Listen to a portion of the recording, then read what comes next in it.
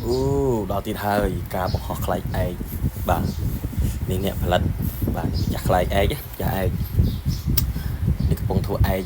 ជាមួយនឹងជួរម្ដងផ្លាស់ប្ដូរសម្លេងរដូវកាលនេះគឺមានតែការបង្ហោះខ្លែងទេគឺអេមមករដូវរំហើយធ្លាក់ខ្យល់ណាលើកំពុងមកមានញឹកក្នុងការធ្វើនេះហើយបងប្អូនចាំមើលតិចទៀតរៀបចំហើយនឹងបង្ហោះឲ្យបងប្អូនមើលហើយខ្លែងនេះ2ម៉ែត្រជាងបាទអត់ទោះស្នាដៃកូនខ្មែរយើងក្នុងការធ្វើខ្លែងឯកនេះ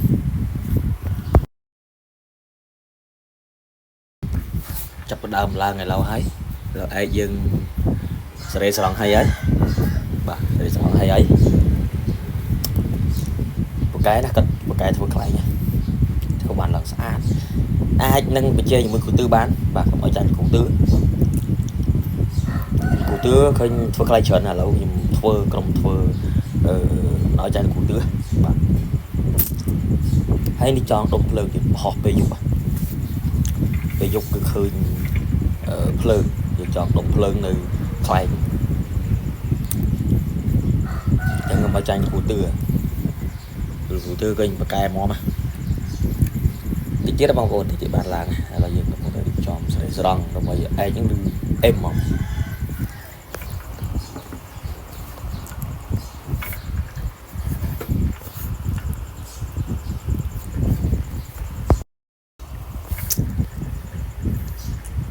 រៀបចំហើយឥឡូវយើងកំពុងតែ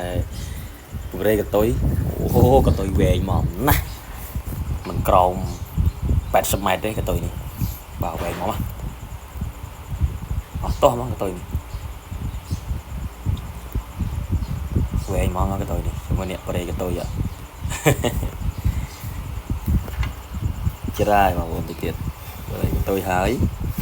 ដល់ប្រេកតុយហើយយើងឡើងបានហើយបាទឡើងបាន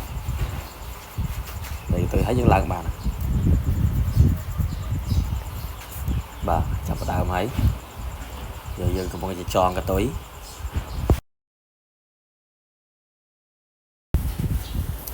បង្ហោះឥឡូវហើយបងប្អូនត្រៀមដល់យើងកំពុងតែចងកតុយបាទអូម្ចាស់ខ្លែងឡើងហើយបងប្អូនតើយើងលាហើយចងរួចហើយ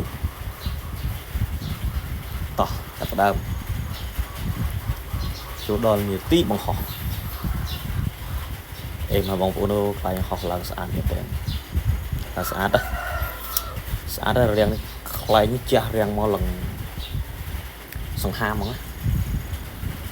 ពោឡើងស្អាតទៀតណា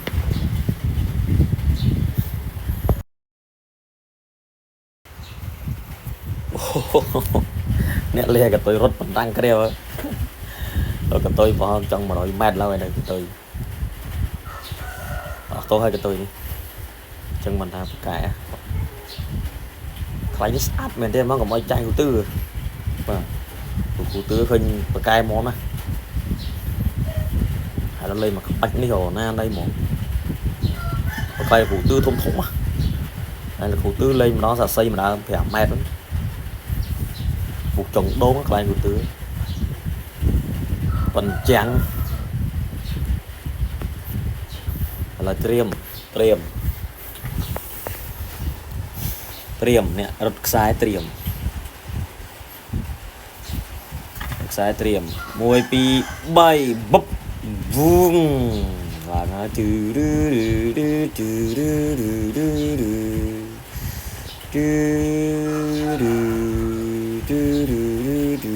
ឯកឡើងហើយយើងមកហត់បានសម្រេចហើយបងប្អូនបានសម្រេចហើយអូអត់ទៅហើយកំពុងតែរេរំលើអាកាសអស្ចារ្យមែនទែនបងប្អូនខ្លាំង